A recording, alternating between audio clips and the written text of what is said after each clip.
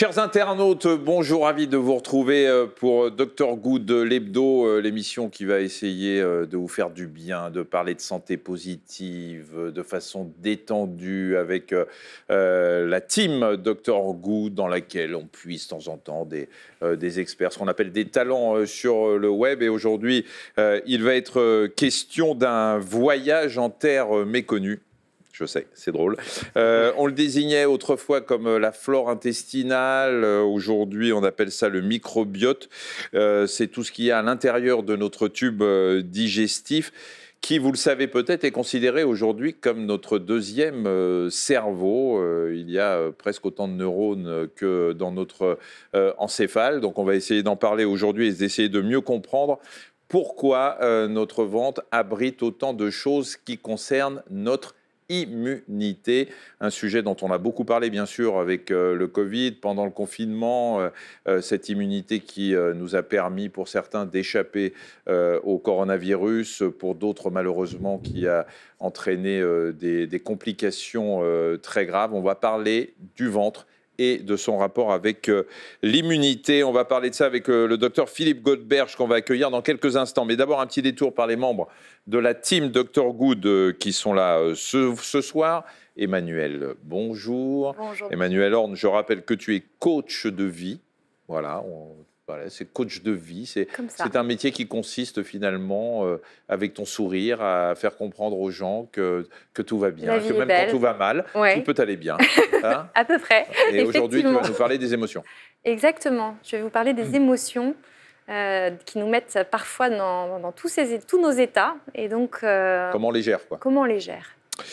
C'est notre médecin référent à nous. Je me tournais vers toi, Zach. Je ne savais pas. La dernière fois, il était à droite. Je suis complètement. Mon cerveau archaïque, il dit il était à droite, donc il est à droite encore aujourd'hui. J'ai changé. Voilà. Il faut que tu me préviennes. Hein. Docteur Mouche, autrement dit Pierre, tu vas nous emmener dans les couloirs de ton service pédiatrique. Exactement. Là, je vais parler un petit peu des urgences pédiatriques en période post-confinement et voir que c'est un petit peu problématique par certains points. Et enfin, Zach. Mais bonjour, mon cher Zach. Alors, toi, tu es notre vigie du net. Ouais. Hein, c'est toi qui tu regardes un peu sur le net tout ce qui peut se passer en rapport avec la santé, le bien-être, la santé positive, etc. Et cette semaine, tu t'es intéressé ? Alors là, j'avais envie de venir vous partager une de mes passions pour les loisirs créatifs et les bienfaits que ça procure. Le macramé. Notamment. Et j'ai oublié. La prochaine fois, je t'apporte ton macramé. Parce qu'on avait fait, faut expliquer quand même. Faut expliquer le tricot, le crochet. Voilà, on avait fait un Facebook Live tous ensemble et c'était marré à propos du macramé. Et puis nous accueillons donc Philippe Godberge. Bonjour. Bonjour. Philippe Godberge qui est médecin gastro-entérologue à Paris et qui a écrit en 2017, qui a coécrit en collaboration avec Caroline Chaminadour, un livre passionnant paru aux éditions Hachette, Qu'est-ce que tu as dans le ventre, avec une préface de Michel Simès. Oui, je parle de moi à la troisième personne maintenant. Je crois que c'est beaucoup mieux. Alors, un livre dans lequel, Philippe Godberge, il est question de ballonnement, de constipation, de digestion difficile, de reflux, d'hémorroïdes. Vous êtes un des grands spécialistes de ce genre d'organes. Qu'est-ce qui fait qu'un jour... C'est une question que je vous ai posée déjà parce qu'on s'est déjà rencontrés au magazine de la santé, bien sûr, mais qu'est-ce qui fait qu'un jour vous vous dites, tiens, je vais m'intéresser au tube digestif et même à sa partie terminale parce que vous êtes proctologue. C'est une question qu'on vous pose dans les dîners quand même. C'est une question qu'on pose effectivement de temps en temps parce qu'il c'est pas faux de se dire qu'on commence pas ses études en deuxième ou troisième année de médecine en disant je veux être proctologue. Ça pourrait paraître un peu particulier. Comme souvent au cours de la formation, c'est à l'occasion de rencontres, quoi. On rencontre des gens qui vous montrent que ce qu'ils font peut être intéressant, des gens passionnés, des gens qui se perdent dans leur passion. Il vaut mieux se perdre dans ses passions. Ça veut dire qu'un jour, vous avez rencontré un dîner, un proctologue, autrement dit un spécialiste de ce qui se passe dans l'anus. C'est pas dans les dîners, c'est dans l'activité professionnelle. Ça, c'est une première remarque. Puis la deuxième... Pardon Philippe, il faut définir ce qu'est un proctologue quand même. Un proctologue, c'est quelqu'un qui soigne l'ensemble des maladies qui touchent la partie toute terminale du tube digestif. C'est-à-dire, grosso modo, la marge anale, l'anus, et on met souvent les pathologies du rectum avec. Donc, quand on voit la variété de pathologies qui peuvent être reliées à ça, eh ben finalement, on va rencontrer des gens qui sont normaux, qui vous montrent que ça peut être intéressant. Et ça a un avantage, ça a deux avantages, je vais dire. La première, c'est que c'est extrêmement varié et que vous faites de la psychiatrie, vous faites de la maladie infectieuse, des maladies inflammatoires qu'on appelle les maladies de Crohn, on fait de la tumeur, on fait du condylome, on fait des troubles fonctionnels avec de la constipation, de l'incontinence, etc. Donc c'est quelque chose qui est extrêmement varié, qui permet de faire de la consultation avec l'avantage de la consultation et le relationnel, et en même temps qui permet de faire des actes, c'est-à-dire que là, j'étais toute l'après-midi au bloc opératoire. Au bloc opératoire, je me repose. Les décisions sont prises à l'avance, mais c'est un acte technique qui entraîne une grande variété. Je suis très admiratif des médecins généralistes qui peuvent passer des journées de consultation. Moi, après une journée de consultation, je suis HS. D'accord. Et le deuxième avantage, juste pour terminer, c'était de dire, parce que je suis bavard. Voilà. Ah oui, ça je sais, oui. Vous ne vous inquiétez pas. Et le deuxième pas. avantage, c'est que c'est un domaine, je m'en suis rendu compte assez rapidement, où comme les autres ne connaissent rien, ou pas grand-chose dans la spécialité, le fait de voir beaucoup de patients, d'apprendre des choses, eh bien, on rend rapidement service parce qu'on n'est pas très nombreux pour s'intéresser à ces pathologies-là. Maintenant, c'est vrai qu'il faut franchir un seuil qui fait que dans les dîners en ville, les gens ont une espèce de hiérarchie du corps qui font qu'un cardiologue sera plus fréquentable qu'un proctologue et un banquier plus qu'un chirurgien, ce qui est discutable. On pose une question piège à tous nos invités.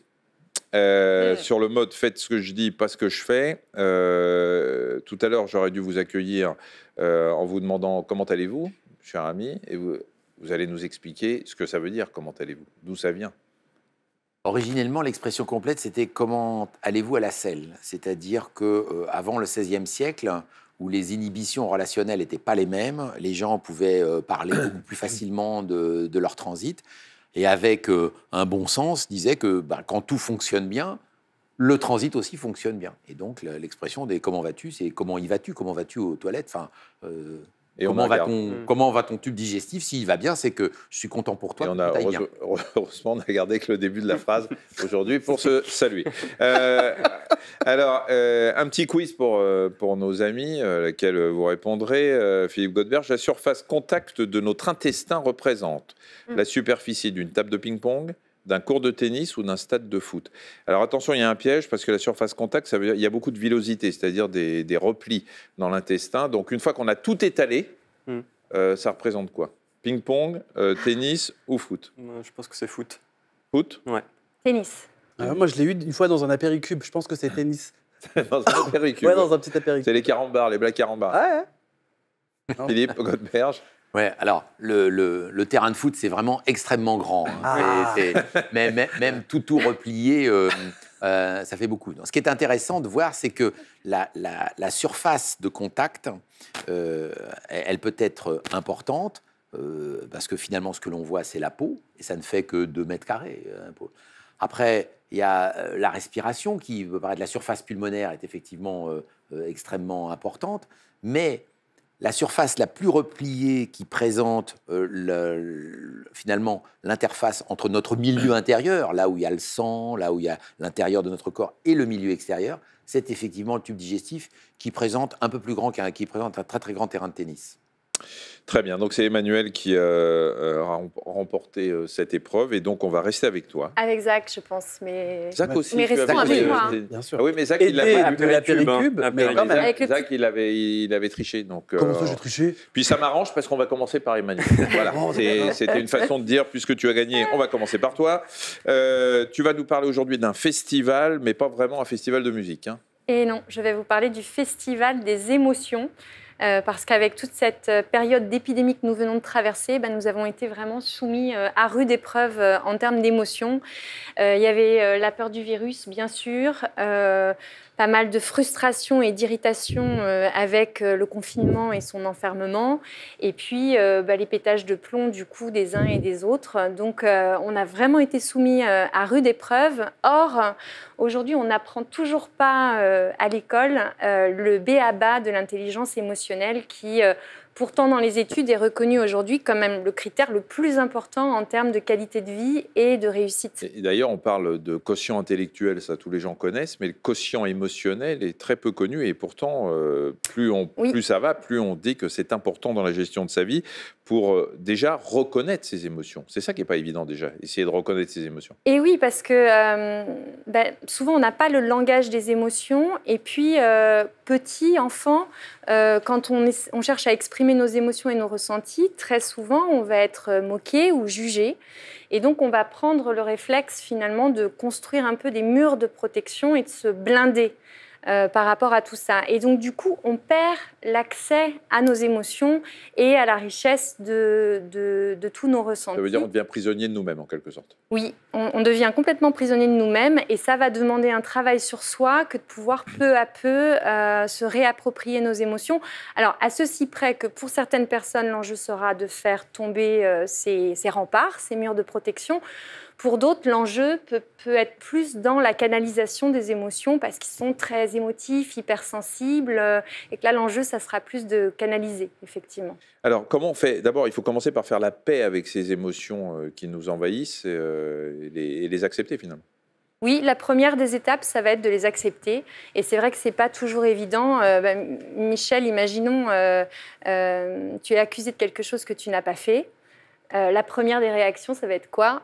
La colère. La colère, parce qu'il y a une injustice et que du coup, qu'est-ce qui va se passer? Alors, plusieurs scénarios possibles. Je suis tellement en colère que je me laisse emporter par mes émotions et puis, voilà, je peux passer à l'acte. Filer mon coup de poing dans la gueule à la personne qui m'accuse. Exactement. Ou ces émotions, je les réfrène avec mes murs, là, dont je parlais. Et du coup, ça peut me ronger un peu de l'intérieur. Je vais me retrouver avec l'ulcère à l'estomac. Voilà, on ira voir Philippe Godberge avec un ulcère de stress. C'est peut-être trop dans la... Je peux poser une question? Oui. Ah oui, ça, tu dis, vous disiez, je peux intervenir.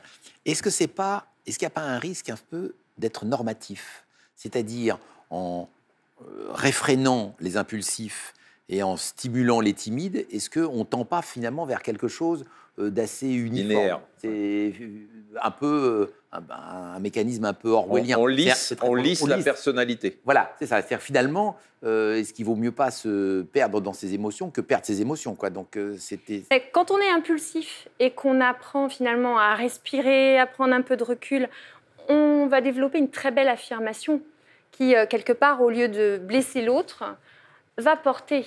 Et quand on est plutôt timide, introverti ou très émotionnel et qu'on apprend à canaliser, on va moins perdre ses moyens. Et là aussi, on va être capable de plus s'affirmer. Donc, il y a du relief dans le résultat d'un travail comme celui-là. On n'aboutit pas à quelque chose de lisse de et tout de... lisse. Non, pas du tout. Alors, est-ce que vous connaissez, on va y arriver, on va faire tu-vous, d'accord? Un coup tu, un coup vous. Voilà, on va faire comme on le sent. Alors tu-vous, Philippe Godberge, est-ce que tu connaissais la communication non violente? C'est pas Krishna, c'est pas, on n'est pas en 68. Hein, Alors, je connaissais la communication non verbale. Alors, c'est non violente, c'est Marshall Rosenberg. Oui, c'est ça, Marshall Rosenberg, moi je dis, mais peu importe. On peut dire les deux. Et effectivement, c'est vraiment l'approche reine pour apprendre à mieux gérer ses émotions. Elle a été créée par ce Marshall Rosenberg dans les années 60, dans un contexte de conflits interraciaux et de difficultés économiques aux États-Unis. Et aujourd'hui, ça tourne dans plus de 65 pays. Donc, il y a des formateurs certifiés, des ateliers et des personnes qui se forment aussi bien dans les familles que dans les écoles, que sur les lieux de travail, que dans les relations internationales et les processus de paix. Donc, c'est vraiment dans tous les domaines. Et on peut facilement trouver, par exemple en France, sur le site cnvformation.fr, toutes les informations sur les formateurs et les ateliers. Et ça aide à apprendre vraiment cette régulation des émotions et à être plus en paix. Et ça veut dire quoi? Communication non violente, ça veut dire qu'effectivement, ça s'adresse surtout aux gens qui sont impulsifs, que tu l'écrivais tout à l'heure, et qui risquent de foutre leur poing dans la figure à quelqu'un qui leur a dit quelque chose de travers, ou ça s'adresse à tout le monde, y compris les non-violents qui ont peut-être pas besoin qu'on leur explique. Alors déjà, il y a des non-violents qui ont de la violence rentrée, donc ça peut leur faire beaucoup de bien de toucher ça et d'apprendre à la canaliser autrement. Et puis les impulsifs, parfait aussi. Non, mais c'est vraiment pour tout le monde. Ouais. Très bien. Comment tu gères tes émotions, toi? Eh ben, ça tombe très bien. C'est une super belle transition parce que moi, pour gérer mes émotions, je fais des choses avec mes mains pour réaligner mon corps et mon esprit. Oui, d'accord. Mais à Ah part oui. ça, toi, en dehors de ce que tu fais sur Ah non, mais le ça, net, c'est vraiment la manière pour moi de tu le gérer fais mes vraiment. émotions. C'est-à-dire que, alors, par exemple, quand je suis très en colère, j'accueille ma colère, c'est-à-dire que je la réprime pas pour essayer d'être hyper sur une ligne. Je me dis, ok, je suis en colère, mais pourquoi je suis en colère? Et du coup, ne serait-ce que de faire ce petit exercice, ça me permet de apaiser ma colère, mais de l'accueillir vraiment. donc tu n'es pas un impulsif, tu réagis pas comme ça. Non. Qui a la colère, qui est mauvaise conseillère, on le dit toujours. Et toi, comment tu gères tes émotions? Bah, moi, c'est un peu compliqué. Comment dire? Alors moi, Alors je peux moi, m'allonger. Voilà. Moi, j'ai. Si tu veux pas, Mouche, si Ouais. tu ne veux pas en parler parce que tu as peur de te mettre à pleurer, Non. tu nous le dis, je ne veux pas te mettre mal à l'aise. Non, mais donc, c'est assez délicat parce que si tu veux, moi, j'arrive pas forcément à me rendre compte de mes émotions quand je suis dans l'action. Mais par contre, il y a du non-verbal qui, justement, se fait. Et moi, j'ai tendance à utiliser ce mouvement, la frénétique du pied. Mm. Et quand je le fais, là, je me rends compte que, OK, là, il y a quelque chose qui ne va pas. Et c'est D'accord, par donc ce si je te vois non-verbal. faire ça Oui. pendant l'émission, Voilà, tu sais que là, je l'hebdo, suis. Ouais. il Là, faut- tu me dis, oula, Voilà. t'étais pas bien, là. Comment on gère ses émotions quand on est médecin et par exemple qu'on doit annoncer quelque chose de grave, voire de très grave à un patient? Alors, c'est sûr qu'il y a un phénomène qui est lié à l'expérience. Il y a un phénomène de dédoublement. Il faut quand même éviter un investissement émotionnel trop important sans être totalement froid. C'est-à-dire que les gens ont quand même besoin d'une empathie. Et puis, il faut être... Paradoxalement, il ne faut pas être à l'écoute de ses émotions. Je trouve il faut être à l'écoute de l'émotion de l'autre. C'est-à-dire qu'au moment où on annonce quelque chose, il y a un certain nombre de termes qu'il ne faut pas utiliser d'emblée parce qu'on sait que ce sont des termes bloquants. Et il faut les faire découvrir aux patients. Par exemple, si vous lui disiez, écoutez, voilà, vous avez une tumeur, si même derrière vous mettez que c'est une tumeur bénigne dont on va le guérir, le patient se fige. C'est tumeur et voilà, il est juste là et il n'entend plus rien de ce que vous pouvez dire. Donc voilà, donc il y a Une sidération. Il y a une sidération. Alors, à ce moment-là, il faut détecter, je dirais presque, les émotions des autres. Mais c'est vrai que ça m'est déjà arrivé de voir, j'avais fait une fois le diagnostic, je me souviens de sclérose en plaques, parce qu'elle était venue avec des symptômes proctologiques de sclérose en plaques, chez une jeune fille qui était, elle avait la même âge que mes enfants, elle avait le même âge que mes enfants, que ma fille aînée, et elle était vétérinaire, et je savais que sa vie allait être ravagée par cette maladie. J'ai eu beaucoup de mal à gérer. Alors justement, on va parler à un jeune de nos confrères, Philippe, qui est Mouche, hein, qui est en deuxième année d'internat. Hein, donc, il nous regarde comme des mecs qui vont pas tarder à aller au Panthéon de la médecine, nous, si vous voulez. Exactement ce que j'allais dire. Ouais. Oui, je sais ce que tu penses. Alors, il est... Oui, non, mais ça file un coup de vieux. On devient vieux le jour où on devient le gêneur de quelqu'un. Pour l'instant, ça va. Tu veux nous parler du service dans lequel tu es en ce moment, qui est un service pédiatrique et surtout aux urgences, non? Ouais, tout à fait. Moi, je suis aux urgences pédiatriques actuellement, donc c'est les urgences donc, pour les enfants. Et il y a quelque chose qui se passe depuis plusieurs mois, depuis le confinement, mais qui a tendance à durer, on l'a remarqué avec mes co-internes quand on est arrivé dans le service, c'est le fait que le service d'urgence pédiatrique est toujours déserté par les patients pédiatriques, à l'inverse de certains autres services qui ont repris de l'activité. Voilà. Parce que normalement, aux urgences pédiatriques, ça n'arrête pas, quoi. Bah voilà, totalement. En fait, c'est un peu comme les urgences adultes, mais pour les petits, avec beaucoup de bordel, ça pleure beaucoup, ça crie. Enfin, c'est un peu un enfer, quoi, très clairement. Et pour vous donner un ordre d'idée, moi, dans mes petites urgences, c'est quand même des petites urgences, on est normalement à 50 passages par jour. Et là, on est quand même redescendu à 10, 15 maximum. Quoi. Donc, on a quand même divisé par 4, 5, ce qui est quand même assez inquiétant. Quoi. Et alors, on en déduit quoi de ce manque de fréquentation là? Ouais, bah alors, il y a plusieurs choses. Déjà, Moi, mon avis, c'est que les parents, et nous le disent aussi beaucoup, c'est qu'ils ont été très inquiétés par le coronavirus, et ils le sont toujours derrière, hein, surtout de ce qu'on entend dernièrement avec une potentielle deuxième vague. Donc ça, il y a une grosse inquiétude des parents qui n'osent pas forcément venir pour des symptômes pour lesquels ils viendraient habituellement.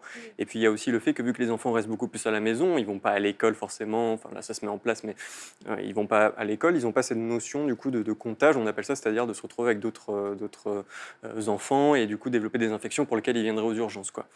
Donc voilà. Donc il y a une vraie inquiétude aujourd'hui encore avec ce coronavirus. Effectivement, il y a une vraie inquiétude. Et là-dessus, la vraie problématique qu'il y a à cause de cette inquiétude-là, c'est le fait qu'en médecine, ce qu'on appelle le retard diagnostique, c'est-à-dire qu'il y a des enfants qui ne sont pas pris en charge de manière rapide à cause du fait que les parents n'osent pas forcément ou se disent que c'est des symptômes qui vont partir, je peux gérer ça à la maison, maintenant que je suis là, il n'y a pas de souci. Le problème, c'est que ces prises en charge-là, alors il y a dans les 50 passages qu'on a, il y a forcément une part minime où c'est des vraies urgences, et la plupart, ce n'est pas forcément des urgences. Mais forcément, quand on diminue de 50 à 10 passages par jour, il y a toujours cette proportion-là des 40 qui ne sont pas venus, qui ont potentiellement quelque chose et qui, eux, ne sont pas pris en charge. Donc, il faut faire très attention à ça, et même des symptômes pour les parents qui peuvent paraître anodins ou qui vont disparaître, il faut quand même que ça inquiète un peu. Alors, toujours une question un peu provocante, sinon c'est pas drôle. Mais ça, c'est vrai que sur le retard diagnostique, c'est une problématique dans la mesure où, par exemple, depuis le confinement, on a fait le diagnostic de 800 cancers colorectal, là où on aurait dû en faire le diagnostic de 7000 à peu près en moyenne. Donc, il y en a 6000 qui se baladent dans la nature et qui n'ont pas été encore diagnostiqués. Mais je suis gestionnaire d'un service d'urgence. La première question qui vient, c'est dans l'interprétation des 40 dossiers jours qui manquent, est-ce qu'il n'y a pas aussi 10, 15, 20 surconsommation de gens qui sont venus pour des pathologies qui ne nécessitaient pas vraiment les urgences? C'est possible, c'est possible. Après, est-ce que ça va jusqu'à 0%? Je pense qu'il y a quand même sur les 40 un petit pourcentage peut-être de patients qui seraient venus et qui auraient quand même eu une urgence, quoi. Enfin, j'imagine. Je pense pas qu'on parte à 0%. Et puis c'est de la médecine c'est de l'inquiétude par procuration en même temps. Quand on est pédiatrie, c'est vrai. Voilà, la pédiatrie c'est différent. Quand on est adulte et qu'on va aux urgences pour rien ou pour quelque chose qui n'aurait pas mérité les urgences, c'est notre responsabilité. Et effectivement, là, il faut rassurer les gens. Quand on est parent, on est déjà, et on l'est tous, on est déjà beaucoup plus inquiet et on ne veut pas prendre la responsabilité d'attendre, même si on se dit c'est pas forcément grave, mais au cas où, je préfère y aller, alors que ça ne nous concerne pas directement, mais ça concerne notre enfant. Donc il y a ces angoisses qui sont là. On va faire du créatif avec toi, parce que Zach est alors c'est sa rubrique Zach a dit, hein, mais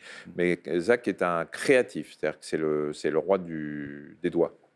Alors, je sais qu'on est deux, du coup, là, sur le sujet du roi des doigts. Mais pas dans le même... Ah non, mais on est dans la délicatesse. C'est très fin, c'est franchement.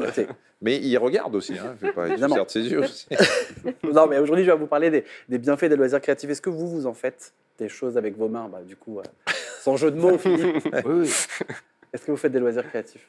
Je fais de la peinture, en fait. Bah oui. Seul loisir. Ah, mais allez-y, Philippe, dites-le. Oui. Vous exposez? Alors non, je peins, mais j'ai des tableaux à moi dans mon cabinet.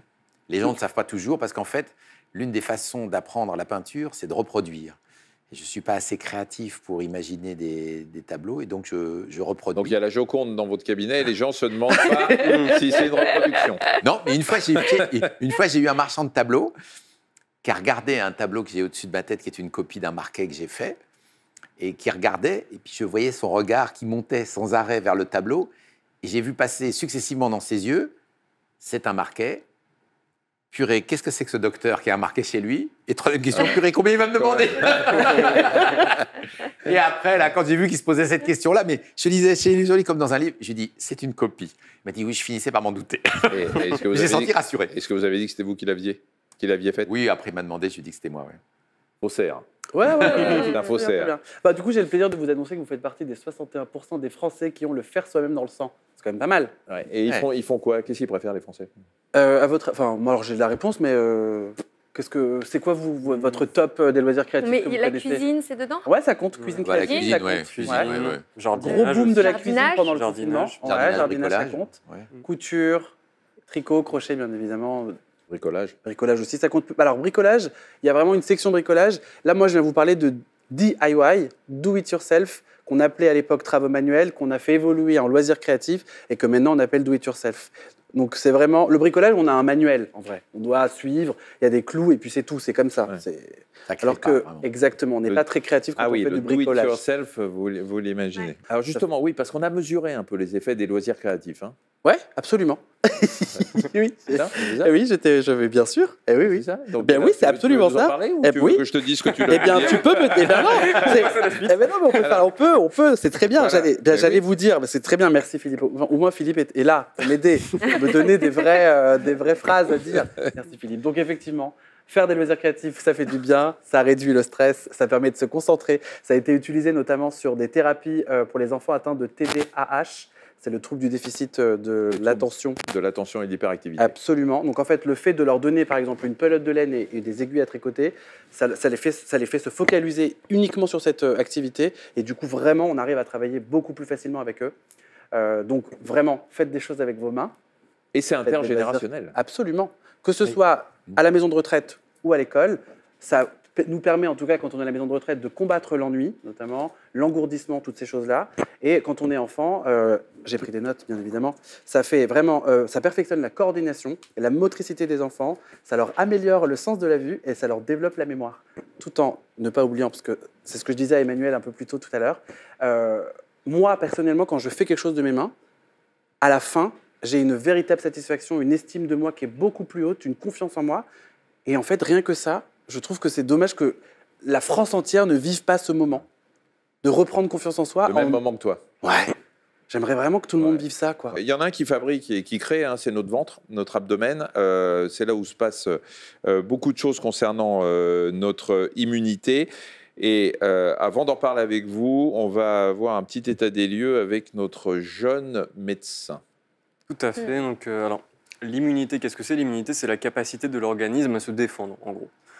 Il faut voir ça, je vais imager ça par le fait que c'est une sorte, comme une armée en fait, de soldats qu'on va essayer de former et de donner les armes pour pouvoir se défendre. Voilà. Donc ça, c'est l'immunité. Notre immunité, elle fait partie d'une machinerie, une sorte de machine qui s'appelle le système immunitaire, qui est une machinerie très complexe, qui est composée de cellules et de protéines. Ces cellules et protéines, c'est nos soldats. Et ces soldats, ils vont permettre de reconnaître les éléments propres de notre organisme, les éléments qu'on appelle du soi, et les éléments étrangers, ce qu'on appelle les éléments du non-soi. Et ces soldats-là, ils vont détruire ces éléments-là. Voilà. Donc ça, c'est le système immunitaire. Et ces soldats-là, ils font partie d'une forteresse qui est notre organisme. Et cette forteresse-là, elle a plusieurs défenses. La plus évidente, c'est notre barrière naturelle, hein, la peau.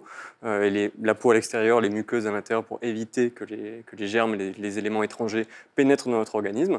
Mais il arrive quand même que des fois, ces éléments étrangers ils pénètrent quand même dans l'organisme. Et à ce moment-là, c'est notre système immunitaire qui se met en marche pour justement former et armer nos soldats dans la bataille. Voilà. Donc parmi cette machinerie très complexe, il y a un centre de formation, on va dire, qui n'est pas forcément très connu du grand public, mais qui est pourtant un élément clé. Et c'est le système digestif, donc le ventre. Et on va essayer d'en parler un petit peu plus. Ouais, alors c'est vrai que c'est un truc qu'on ne sait pas trop. Hein, et pourtant, on a pas mal parlé pendant le Covid. Hein. Parce qu'il y a des récepteurs dans le système digestif, dans l'intestin, des récepteurs au coronavirus dont on a beaucoup parlé, qui pouvaient eux-mêmes entraîner cette inflammation qui échappait, etc. Qu'est-ce qui se passe sur le plan immunitaire dans l'abdomen?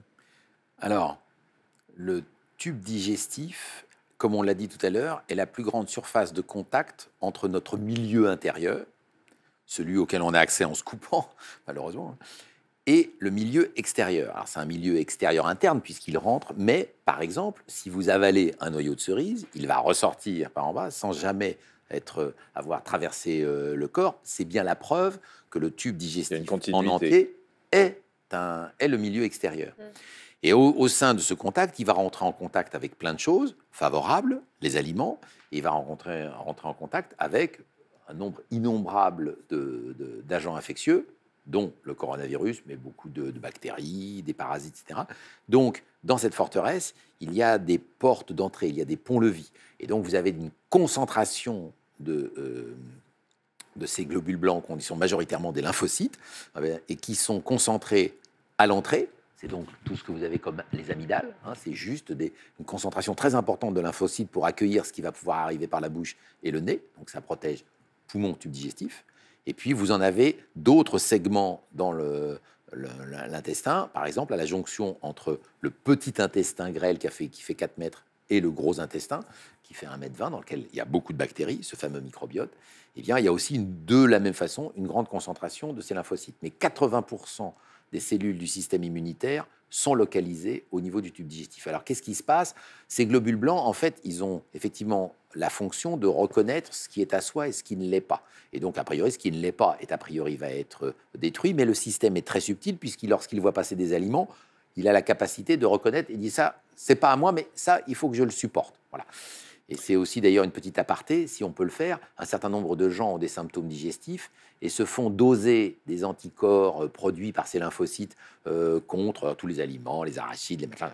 En fait, ça traduit simplement le fait qu'ils ont été en contact avec ces aliments-là et en aucune façon du fait que c'est une pathologie.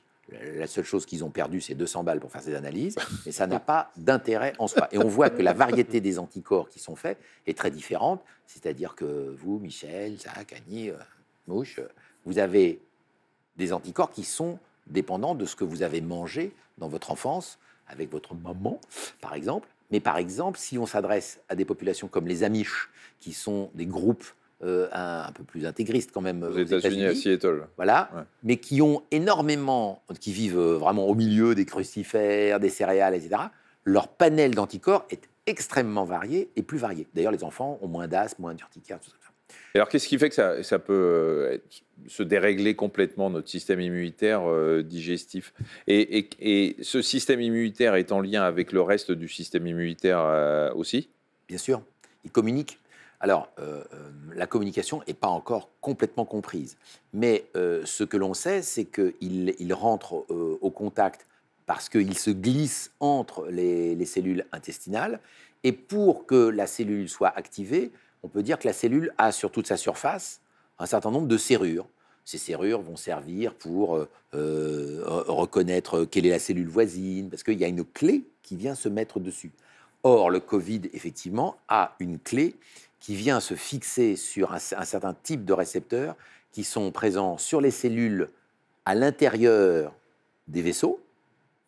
C'est pour ça que c'est en fait une maladie essentiellement vasculaire et qui atteint donc ces vaisseaux, d'où les formes des enfants d'équivalent de syndrome de Kawasaki, qui sont des atteintes vasculaires, notamment pulmonaires et artérielles, et vont pouvoir aussi, en moindre proportion, avoir des clés et se fixer sur les lymphocytes du tube digestif. Mais cette fixation est plutôt caractéristique des formes sévères. Alors, on a beaucoup parlé pendant cette crise sanitaire, pendant cette pandémie. On a beaucoup dit que finalement, pour deux personnes qui recevaient la même charge virale, c'est-à-dire la même concentration de virus, certains ne vont pas faire de symptômes, d'autres vont faire peu de symptômes, et la troisième personne va peut-être faire une maladie très grave. Et que tout ça est lié à la réaction de notre système immunitaire. On en a beaucoup parlé, c'est ce fameux orage cytokinique, c'est-à-dire le fait que le système immunitaire échappait complètement à tout contrôle. Alors on le sait pour les voies respiratoires, puisque malheureusement les gens qui sont décédés, c'était des complications pulmonaires.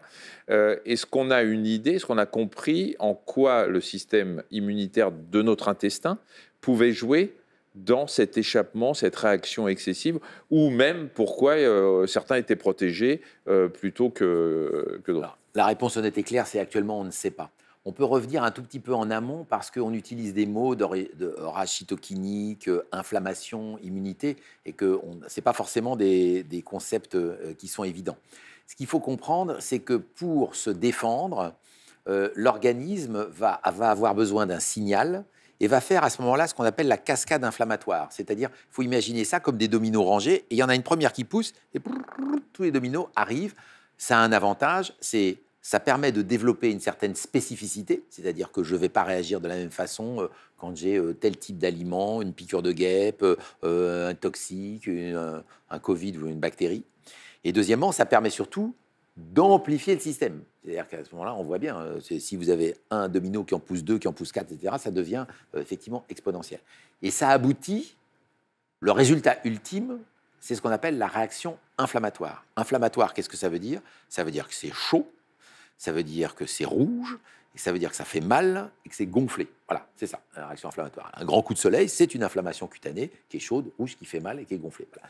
Et cette inflammation, elle a un intérêt, elle fait monter la température locale que ne supportent pas forcément les virus, et ils peuvent en mourir, parce que ça entraîne une réaction fibrosante, c'est-à-dire qu'il y a des dépôts de cellules, de fibres de collagène, etc., qui vont limiter. La forme la plus connue, c'est l'abcès. Dans un abcès, vous avez eu une inflammation qui a abouti à former une coque. Alors certes, l'abcès, ça peut faire mal, ça peut faire un furoncle, mais ça a limité l'infection. L'infection, elle est au milieu et elle ne s'étend plus grâce à cette barrière. C'est pour ça que de temps en temps, il y a besoin de donner un coup de bistouri ou de vider un tout petit peu l'abcès, parce que les antibiotiques n'arrivent pas à pénétrer si l'infection ne sort pas. C'est vrai. Et les antibiotiques. Et donc, parmi toute cette cascade, il y a une molécule très particulière qu'on appelle la cytokine, c'est-à-dire quelque chose qui tue la cellule. Parce que la cellule qui est infectée, on a le choix. Soit on arrive à se débarrasser de la bactérie, ce qui n'est pas toujours possible, soit on tue la cellule dans laquelle il y a la bactérie. C'est délétère, mais au moins c'est efficace. Et ce système d'amplification arrive à des productions extrêmement importantes de cytokines, et du coup, le processus inflammatoire que je viens de décrire n'est plus contrôlé. Alors, au niveau du tube digestif, pour le moment, on ne sait pas encore pourquoi. Certains vont avoir une réponse différenciée. Il y a probablement des éléments génétiques qui interviennent. Et puis, il y a d'autres éléments. Par exemple, la disponibilité de la fameuse serrure dont j'ai parlé.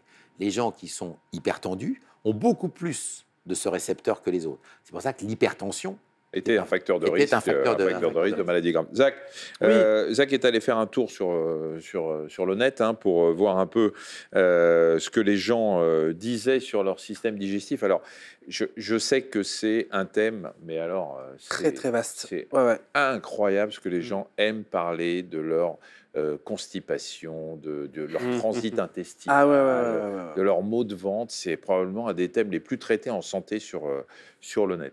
Qu'est-ce que tu as trouvé? Alors, j'ai sondé notre communauté du Dr Good. Alors, j'ai quand même été hyper surpris de voir qu'il y avait de plus en plus de personnes au courant. J'ai vu que tu avais quand même bien aidé à ça, parce que tout le monde dit... Donc, Michel, il a dit que notre intestin, c'était notre second cerveau. C'est marqué vraiment noir sur blanc. C'est marqué partout. Fierté. C'est vrai que j'ai un peu découvert ça. Aux questions. J'ai décidé de prendre quand même deux sujets principaux que j'ai trouvés, moi, sur notre communauté, qui sont les maux de ventre et, quand tu tapes ventre, tu tombes sur le ventre plat. Ah bon? Ah ouais. Bon, j'arrive tout de suite. Comment avoir un ventre plat? Ouais. Parce que les gens qui ont un ventre plat, ils n'en parlent pas. Ouais. Ils ont nom à dire des trucs. Alors, c'est clair. Donc, on trouve beaucoup sur les forums des personnes sujettes au ballonnement, constipation, diarrhée, etc. Et souvent, ils disent que leur mal de ventre est lié à leurs émotions et la cause principale étant le stress. Je ne sais pas si vous êtes d'accord avec ça. Pas que. Disons que le stress... Rapidement. Oui. Très bien, merci. Et du coup, j'ai quand même trouvé sur les forums beaucoup de remèdes naturels. Alors, j'ai Pauline qui nous dit « J'avais souvent mal au ventre jusqu'au jour où je suis allée voir un naturopathe. Et depuis, je me sens mieux. Pour moi, les méthodes naturelles sont plus adaptées aux maux de ventre que ceux de la médecine classique. » Alors, j'ai un conflit d'intérêt parce que moi, je suis allopathe, et que j'utilise des traitements qui ont été validés par la science.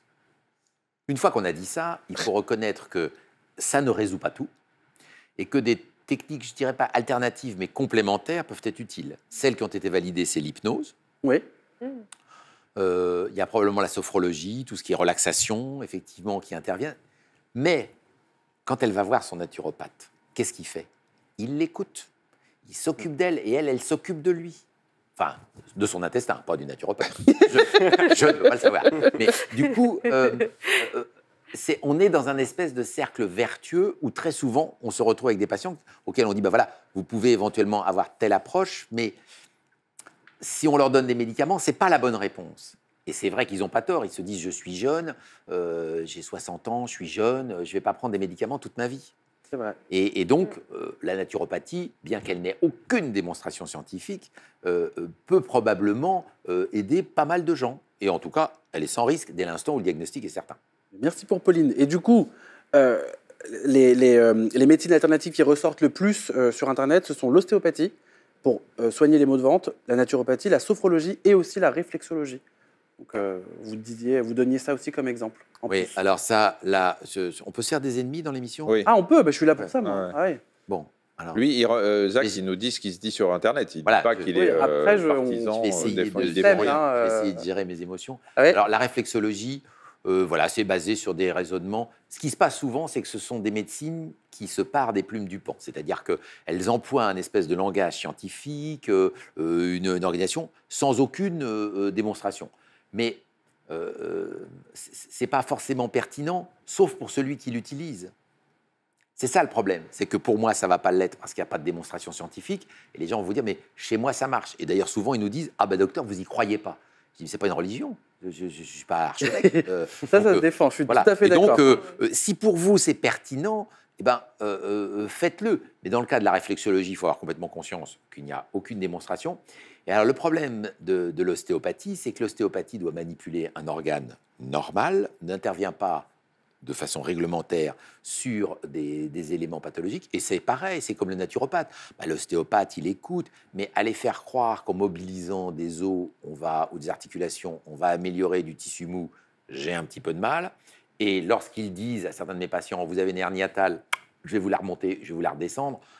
Il y a un moment, Hernie faut raison hiatale, alors, garder, pour quoi. préciser aux gens, c'est quand la partie supérieure de l'estomac, qui normalement est fermée, parce que sinon on aurait en permanence des reflux, et ça remonterait. D'ailleurs, les gens qui ont une hernie hiatale, c'est quand cette fermeture se trouve déplacée, que c'est pas bien fermé, et ça entraîne des reflux gastro-œsophagiens, c'est-à-dire des remontées des acides dans l'œsophage, avec des douleurs derrière la poitrine, etc. Ça, c'est souvent lié à la hernie Et hiatale. c'est pas à coup de manipulation du ventre qu'on va faire descendre un estomac. C'est la réponse, c'est non. Qu'est-ce que tu as trouvé comme remède? Alors, bah, pour les remèdes, j'en ai trouvé quelques-uns. Alors, Ouais. je vais vous en parler. L'huile essentielle de basilic tropicale, en infusion, quelques gouttes dans de l'eau chaude. Je sens qu'il va rire. Ah, mais je sens qu'il va adorer. J'y vais, j'enchaîne. Une tisane de camomille matricaire. Camomille, c'est quand même hyper agréable. L'aspen en fleur de bac. Stimuler un point de réflexologie. Un petit sourire, Philippe, s'il vous plaît. Merci.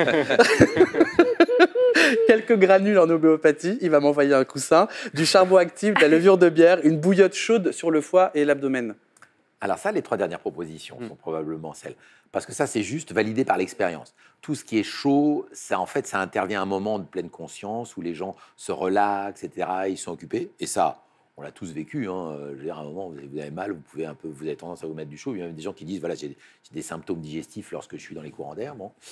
Alors la réflexologie, moins. Et vous avez Le charbon actif et la levure alors, de bière. alors, la levure. Moi, j'en prenais du charbon quand j'étais gamin. Oui, la formocarbine naphtholée, ça s'appelait. Ouais, je sais pas, Le mais charbon j'avais la colonne. bouche toute noire. Et pourquoi ma mère me donnait ça? Parce que ça, en fait, ça aspire les flatulences, non? Oui, c'est ça. C'est principalement déjà Ça dégonfle. en avait. Et, Tous les problèmes de gaz. Ok. Ouais, voilà. C'est quand... et en fait, c'est juste un traitement ponctuel, symptomatique. Ça ne guérit rien. C'est pas un traitement de fond, mais c'est un pouvoir absorbant très important. C'est de la pierre ponce pilée, hein, c'est tout, quoi. Alors, Zach nous parlait du ventre plat, hein, bien évidemment. Alors, c'est une obsession de la part de tout le monde. Je pense beaucoup d'internautes qui. C'est officiellement la recherche numéro 1 sur le web. Comment Le ventre plat, le summer body, avoir le ventre plat, enfin vraiment. Et ça énerve beaucoup Philippe Godmer.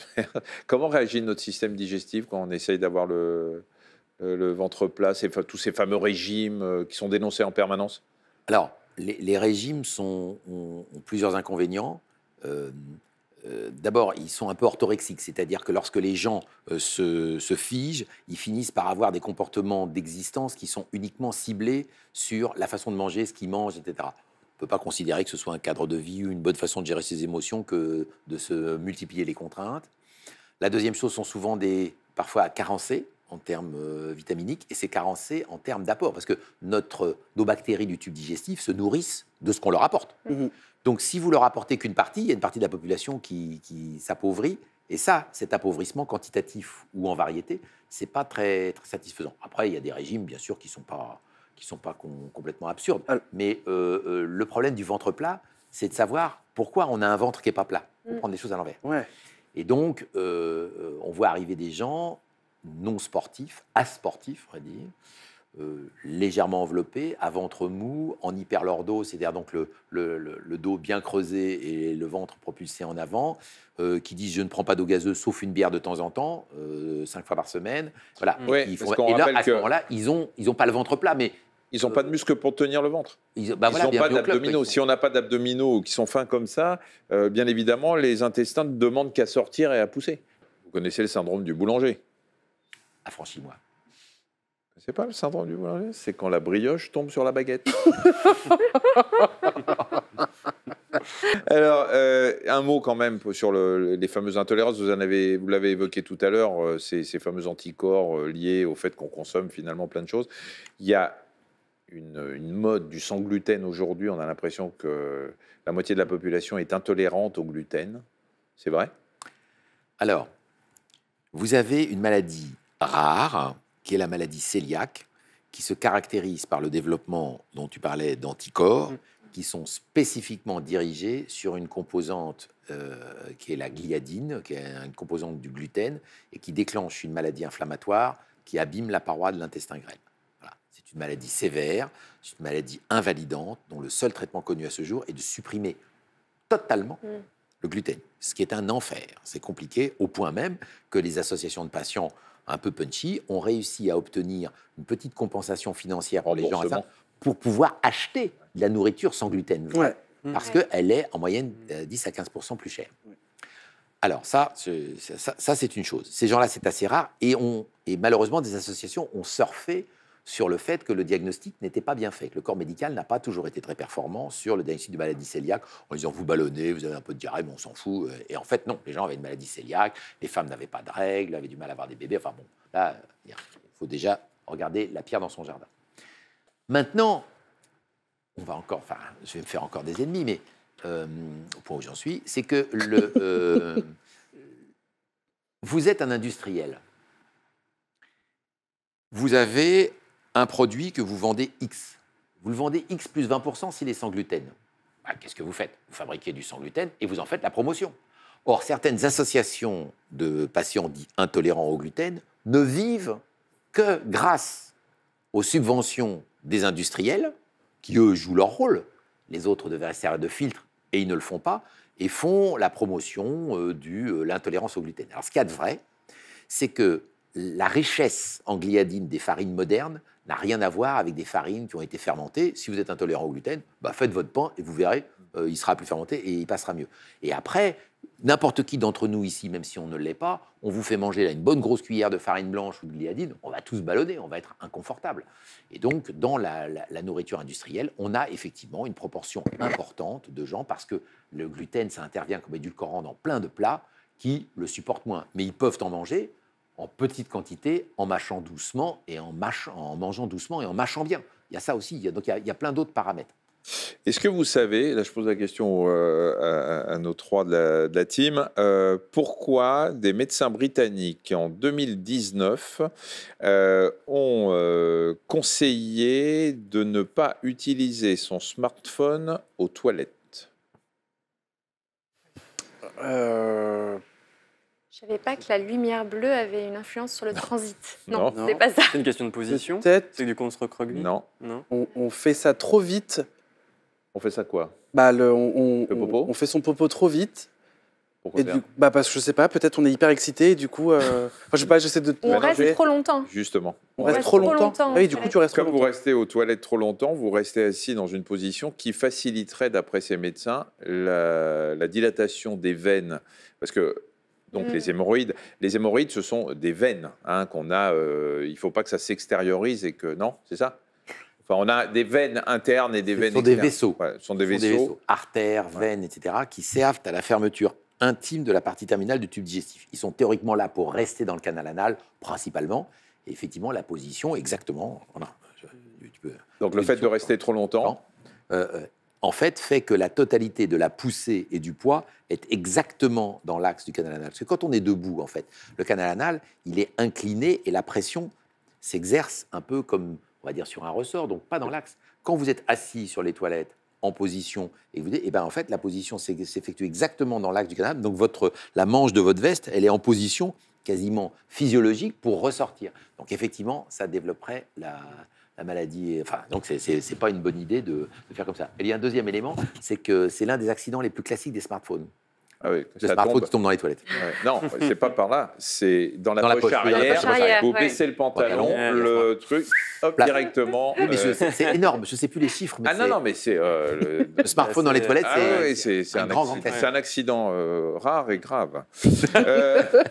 Avant de se quitter, je voudrais quand même qu'on fasse un petit point sur ce que je disais tout à l'heure, le musée, parce que tous les proctologues ont un jour, alors c'est des histoires de salles de garde qu'on raconte en internat, vous ne savez pas parce que vous n'êtes pas passé par Et les non. salles de garde, mais enfin, tous les gens qui ont travaillé un peu aux urgences ont un jour dû retirer des trucs un peu bizarres de la partie terminale du tube digestif. Juste un petit mot, on n'est pas graveleux, hein, mais juste, qu'est-ce que vous avez dans votre musée ou que vous avez vu passer dans les revues scientifiques? Ah, alors, je voudrais juste dire que c'est vrai que ça peut parfois prêter un peu à sourire. C'est souvent quand même la traduction De la misère. d'une grande misère humaine. Voilà, j'ai toujours eu beaucoup de compassion pour ces gens-là. Voilà, on les aide beaucoup, on les entoure parce que voilà, Oui, bien sûr. c'est pas. Il y en a quelques pervers, mais enfin. Voilà, bon, sauf dans le cas même pas pervers, sauf dans le cas de jeux sexuels qui se terminent mal parce que le truc échappe. Oui, ça oui, arrive j'ai déjà aussi. sorti une fois ça s'appelle un godemiché en fait, un godemiché en état de marche, et je l'ai laissé tomber par terre à la sortie du bloc. Et c'est vrai que la dame sur la table me disait, il va la décoller, mon mari me donne un coup de starter. Bon, c'était pas, si vous voulez, les infirmières, elles étaient un peu choquées parce que c'était pas d'un raffinement suprême. J'ai détendu l'atmosphère parce que le truc est tombé et ça s'est ouvert. Je dis, ah, normal, c'est du Duracell. Oui. Donc ça faisait un petit moment que le truc. Mais sinon, qu'est-ce qu'on a retiré? Alors des boules de billard, hein, parce qu'elles sont avec un fil de rappel qui casse, des pots de moutarde. Des- Il n'y a que Maille qui maille.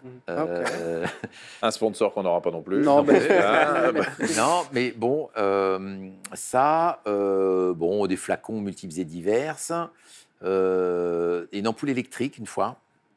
Ça, j'ai bien faut pas que ça casse. Ouais, Et ben, peut faut pas être, que ça casse. Oui. mm. Et alors, en fait, c'était une ampoule à baïonnette et la baïonnette était défaite. Donc la baïonnette est partie. Et... Ah oui. Donc il fallait retrouver une baïonnette dans l'hôpital. Ça a été le truc le plus difficile pour mettre la baïonnette et le tirer. Et quand j'ai dit au patient, après, j'ai dit, mais enfin, quand même, vous prenez des risques, quoi. Et qu'est-ce qu'ils vous disent, les patients? Il me disait que ça lui permettait en fait de la brancher sur le courant électrique et ça chauffe. Et donc ça accélérait la stimulation. Parce que les gens se disent souvent, ça aussi, on raconte ça dans les salles de garde, ils disent qu'ils sont tombés par hasard. Moi, Oui, bien sûr. il y avait oui, un homme, il y avait un article dans une revue scientifique où il avait une pomme de terre et il a dit qu'il était en train de faire des frites et qu'il était tombé. Il faisait des frites à poil et il était tombé par hasard sur la pomme de terre en cuisinant. Oui, Donc oui. les gens inventent des choses tellement ils doivent être gênés en venant vous voir. Oui, oui. C'est pour ça qu'il faut faire ça. Voilà, faut faire ça Très avec discrètement. Et... Humanité. avec beaucoup d'humanité. Voilà, exactement. C'est le terme. Mais bon, Très bien, bah justement, vous êtes un médecin très humain, merci. Merci beaucoup de nous avoir expliqué l'immunité et le ventre. Je vais rappeler votre livre, hein, quand même. Bah si. Oui. Qu'est-ce que tu as dans le ventre chez Hachette par le docteur Philippe Godberge et Caroline Balma Chaminadour. C'est sorti en 2017, mais c'est encore d'actualité. Il n'y a pas beaucoup de choses qui ont changé. Non, il y a encore beaucoup de choses qui restent très vraies. Très bien. Merci la team, merci Emmanuel, merci Mouche et merci Zach. On se retrouve la semaine prochaine, bien évidemment, avec un nouvel hebdo avec qui de la team. Vous êtes tellement nombreux, vous êtes tellement tous venus. Moi, je reviens. Surprise, surprise. Toi, tu reviens? Ouais. Oui, toi, tu seras là presque à chaque émission. Hein. Bah, même à chaque émission. Allez. Parce que tu vas regarder sur le net ce qui se passe. Merci de nous avoir suivis et à très bientôt. Ciao.